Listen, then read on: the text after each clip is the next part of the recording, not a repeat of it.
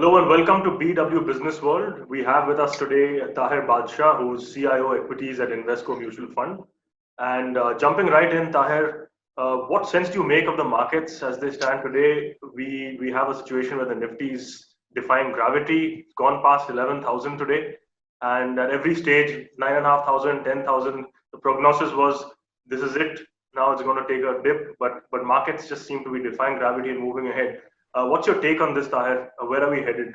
Yeah, I agree with you that the markets have done a lot better than perhaps even our own forecast. And I was in my interactions with several sections of the media in the last couple of months. I've been indicating that the markets have some bit of catch up to do, and we were underperforming global markets at one stage by a significant margin. And as the evidence of the economy opening up was getting a little more visible, more and more visible. Uh, Along with the gap in valuations, there was clearly a room for a catch-up rally to happen in India. Uh, so I think that has kind of in a way played out, perhaps even more than our own expectations. Well, right now we are in slightly uncharted territory, I would say. There some of the fundamental elements which have kept this rally on are still in place. Basically, two, three things. One is the fact that um, uh, you know uh, the uh, the world at large essentially has a better understanding of this disease now compared to what probably it had 4 months ago. And I think there is a fair bit of confidence that we can deal with it over a period of time. It might take a little more time, but it is something which is possible to control. Right. Uh, so that has come out of evidence of some of the countries which were first to face this problem, especially in the eastern part of the world, China in particular, and then even countries like Japan, Korea, and a few others. Then we've had evidence of even countries in Europe who have been able to control it much better, probably do the flattening of the curve. So I Okay. think that is one realization which is common. I think the fact that there is a fair bit of work which is going around possible solutions, possible treatments, perhaps even vaccines. Not something which is still anything which is meaningfully proven, but there seems to be a fair bit of progress around it, and the world is coming to um, uh, take confidence in the fact that we should be having some solution Right. to this problem as well. So I think that is adding to the confidence. The third thing, of course, being the fact that the economies are coming out of the lockdowns and trying to adjust. So uh, societies adjust ultimately. We can we need to probably we can argue that the number of cases are going up on a daily basis in certain countries. There is some resurgence also seen in a few countries. All that is valid, but I think the market is now moved on from there to seeing that okay, this is something which will go on, but what's happening to recoveries, what's happening to fatalities. Right. And the good part is that recovery rates in many countries are rising because now, as I said, there is a better understanding of how to control this, how to self quarantine, and by which not overburdening the healthcare system as well. Right. That was something which was once again earlier a very important concern in the minds of everybody. That look, if cases like these keep rising and everybody has to be hospitalized, how will this continue? But Yes. that is not the case. And then finally, the fatality number is even lesser, and it's reducing across even some of these countries like India and the US, where the number of daily cases are still continuing to rise. So I think the market has started to accept this as a reality that rising number of cases is going to be a part and parcel of our life for some time, maybe a year or so, before it Hmm. actually starts trending down. But what we have to focus on is our ability to ensure good recovery systems and lower fatalities. And the last but not the least is the continuing flow of liquidity. And it is this liquidity thing needs to be understood in the right context, because liquidity is, yes, so there is US who is pumping in liquidity and has done a lot of stimulus of a significantly higher magnitude compared to anywhere in their own history. And maybe even individual countries have done something. Even India has tried to do its own bit to whatever extent possible. Right. But the idea of this stimulus is not to make sure that money goes into the markets and investors just to make merry. And yes, in the first instance, the money does find its way into certain assets, financial assets. Yeah. But the idea at one level is to basically invigorate the banking system, Yeah. to increase the credit flow in the system, and which in the US at least has started to happen, and even in Europe has started to happen. So Yeah. they are expanding money supply, but they are also getting credit growth. Unfortunately, in India, we still don't have that equation working for us. Our money supply is also increasing, but our credit growth is still a little anemic. In fact, it has not moved at all from that 6% number pre-pandemic and pre-COVID and post-COVID. So I think we have to look at it in that sense. The right thing is to what the market is probably anticipating is a much sharper recovery going forward, in especially in the developed markets, particularly in the US, because to begin with, their problems pre-COVID were much lesser. Unlike in 2008, 2009, when they had a lot of pain in the banking system. This time around, the banking system is relatively low on leverage. And then you have this massive dose of liquidity. So the market is anticipating a far better recovery or much vigorous recovery in calendar year 2021 versus maybe some other countries. But US, China similarly is also, in fact, China is doing whatever without any stimulus at all this time around. Right. They were the first ones to stimulate their economy in 2008, 2009 Yeah. Around the globe. But this time around, they hardly announced any stimulus. So these two engines, if they start firing, it will obviously have some rub-off effect on emerging markets, including ours, in terms of giving us that extra couple of percentage points of growth. So I think market is reading some bit of that. Maybe you are right; it's perhaps reading a little too much in a very short period of time. So the more than the strength of the rally, it's the time in which it is happening is a little difficult to fathom. Yes. But otherwise, I think it is fine.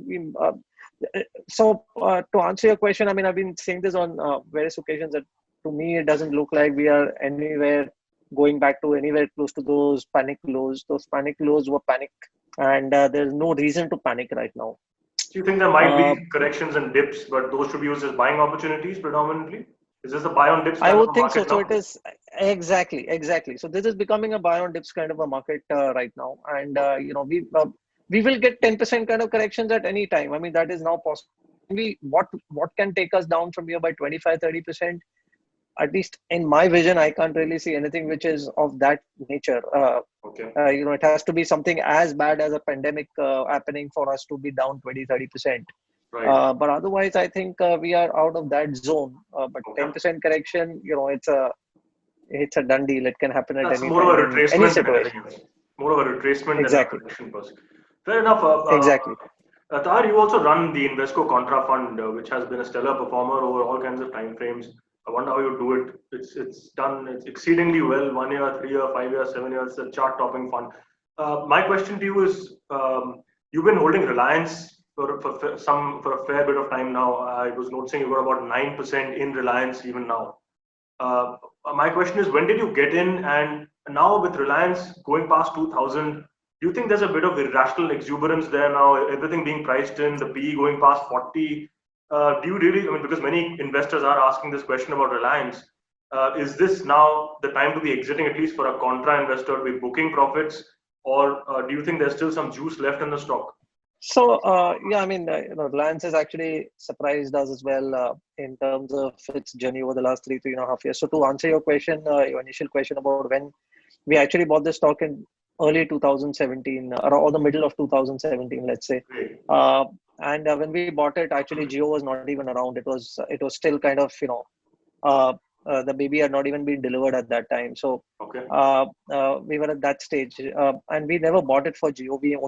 In fact, Jio was actually getting delayed, and there were these announcements this month, next month, 3 months later, etc. That was a kind of scenario at that time. We basically bought it as a cyclical for the opportunity that we saw in the its refining and oil and gas business, where it was a company which had come out of a very heavy capex program over the last prior 5 years, and that at one level becomes a very good starting point for something like a contra fund, Correct. where we have seen the stock having remained depressed. It had underperformed, that it was languishing, and that was because it had this very heavy capex program which was going on. But we were coming to the end of that capex program, both on the core business and the telecom business. And around that time, the company had plunked in something like 3 lakh crores between both the businesses in the prior 5 years, between 2012 and 17. So we thought that it was a good starting point, and our analysts could see a decent upswing coming in the oil and the refining and petrochemical business. And on the strength of which we bought, the only thing that we did was that we assessed what could be the, at that time we were assessing it in the other way, that what could be the downside out of Jio. What if Jio were to fail, and what happens then? So they had plunked in, like I said, something like 1,50,000 crores in that business at that time. And on an aggregate basis, 3 lakh crores. So 1,50,000 crores, we said, let's take a haircut to it and say that, look, if it fails, he may have to write off something like 75-80,000 crores. He might be able to recover some of it because it is fixed, equipment, repeaters and telecom towers, etc., etc. So there's some hardware around which will fetch some salvage value. But let's take a 50% haircut and then see if it is still affordable. And we found that to be reasonably affordable, and we said that it can be funded out of its petrochemical and refining business.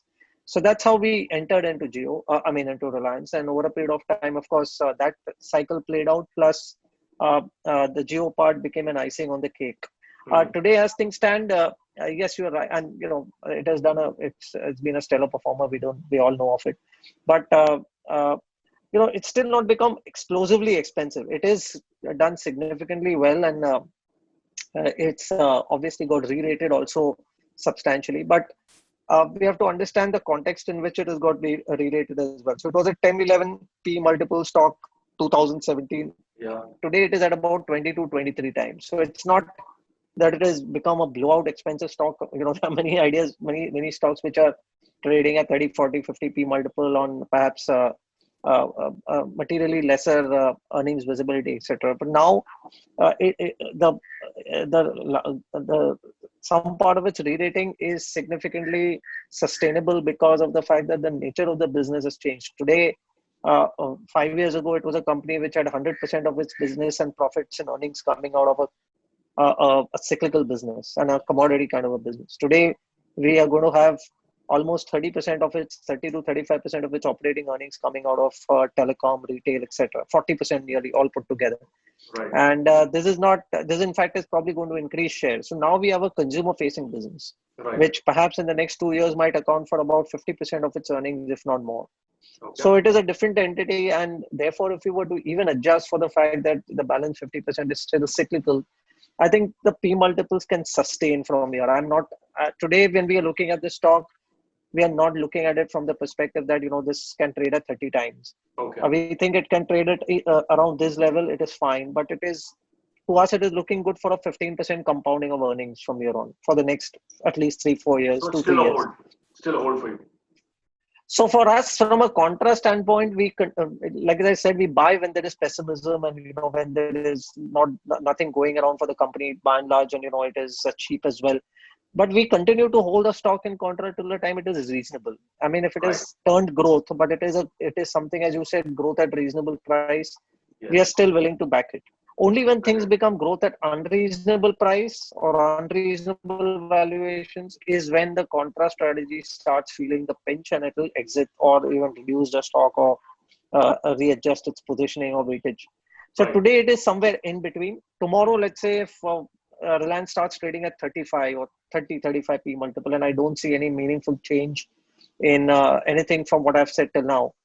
Then maybe it would call for an extreme, and within which if the telecom and the retail part is trading at maybe 60x, then contra at least will exit that stock or at least meaningfully reduce our position. So that will decide. So for us, it is a very valuation focused strategy. We buy things which are inexpensive, and we don't tolerate things when they become exceedingly expensive. Excellent. Taher, back to your point of earnings visibility, which I think is a big black hole right now for most sectors. And So, in terms, what sectors do you see with good earnings visibility? Is IT one of them with relatively strong balance sheets and a relatively better earnings visibility, or is it pharma? Do you see banking recovering with about 10% of loans under moratorium? Which sectors do you see as reasonable plays at this point, if at all? So there are few patches. I would say there are some patches within certain sectors, embedded within sectors. There are some sectors which are looking quite okay from the point of view of earnings visibility. So there is, let's say, obviously a patch of the banking sector which could do quite okay. I mean, we have to moderate our expectations compared to their own history, but private banks could grow at somewhere around the 10 to 15% mark. Um, Even let's not immediately, but maybe say 2 quarters, 3 quarters down the line when we are past the COVID hump. So 15 odd percent growth with when as provisions etc. moderate and moratoriums are already started to moderate from the private sector segment is not very difficult to assume. For example, even in this quarter, some of these bank, including Axis yesterday when they announced the results, and then there was HDFC Bank and Kota, a few other banks who have actually announced the results. The operating earnings of those banks have grown around 15%. They don't see much at the bottom line because of heavy provisioning, but the operating earnings of the bank has grown by around 15%. So that is one segment of the market. There will be some select NBFCs also which might be able to manage that growth between 10 and 15%. But in that segment, we are a lot more conscious about the balance sheet more than the earnings growth when we are making the stock choices. But nonetheless, I mean, that is a segment which can deliver growth. Technology, as you rightly said, is looking quite okay from the perspective of once again delivering double-digit growth. In fact, it could move a little higher because many of these large caps and even some of the mid-sized companies have thrown up some pretty good numbers under the circumstances. And more than that, they're looking quite promising from the point of view of visibility over the next few quarters as well, given deal wins and the kind of traction that they have. That is another segment where earnings shock cannot be very significant. Right. Yes, I'm talking about 10 to 15. Maybe it might turn out to be 9. But the thing is that you can't get a negative number out there or a very, very disappointing number out there. Right. Third is, of course, pharma as well. But pharma will be in the mid, I would say late single digit kind of growth is what one should go for. There might be one or two who might do a little better than that. But again, it is a sector where earnings shocks may not be as high. Okay. I think consumer discretionary is something which might take a little longer. And when I talk about consumer discretionary, it is something which is very widespread. So it includes things like autos, from autos to high-end discretionary, to even household products, to even lifestyle products. So it's a big mix of things, but that is something which might be a little slow on the uptick as far as earnings growth is concerned. FMCG is another sector which, by definition, will manage to grow around that single digit to high single digit mark. So these are the sectors which are, at least from an earnings standpoint, look quite okay. Somewhere around that 10% mark is what they should be able to deliver. Excellent. Great insights there, Taher. In closing, I just have a couple of questions. One, is this the right time to get into small and mid caps? There's been a lot of talk about small and mid caps all the way since the correction began in 2018. And even now, many people are saying that this is the right time. We're building into them. They've been very volatile of late, of course. And lastly, what's your advice to a retail investor getting in right now? Where should he be parking his money in the mutual fund space? Yeah, so I now feel quite incrementally positive around the mid and small cap space as well. I think we have we have a fair chance of the economic growth cycle kind of once again resuming its course 6 months from now. We have had this interruption of the last 6 months. In fact, in early 2020 or late of 2019, we were batting for a better economic scenario compared to what we had seen in 2018 and 2019. Unfortunately, COVID hit us, but some of the drivers which are there for that economic recovery to take place are still in place. So agriculture and everything around agriculture and the rural economy is looking quite okay. Along with that, we have, the most important thing in India is the interest rate cycle. And after a very long period of time, interest rate cycle in India is really turning benign. We have all been for long enough, and I've been in this business. We all have been in this business, and we've been wanting India's interest rates to come off. And Right. finally, we are at a stage where actually we are dealing with a negative interest rate scenario, negative real rate Real scenario. interest rate. Yeah. Uh, Today, repo rates are at 4%, and inflation is at 5.5%. So we Correct. actually have negative real rates Yeah. of interest. So to that extent, and finally, most importantly, transmission of those interest rates, lower rates are happening in the system. So I think rural plus the rate scenario in India, plus the fact that banking somehow is coming back on its feet. It was trying to crawl back. It got a little bit of hit again because of this COVID thing, but banking sector was on the mend. I mean, we had seen it heal quite significantly prior COVID, and but unfortunately, this has come in between.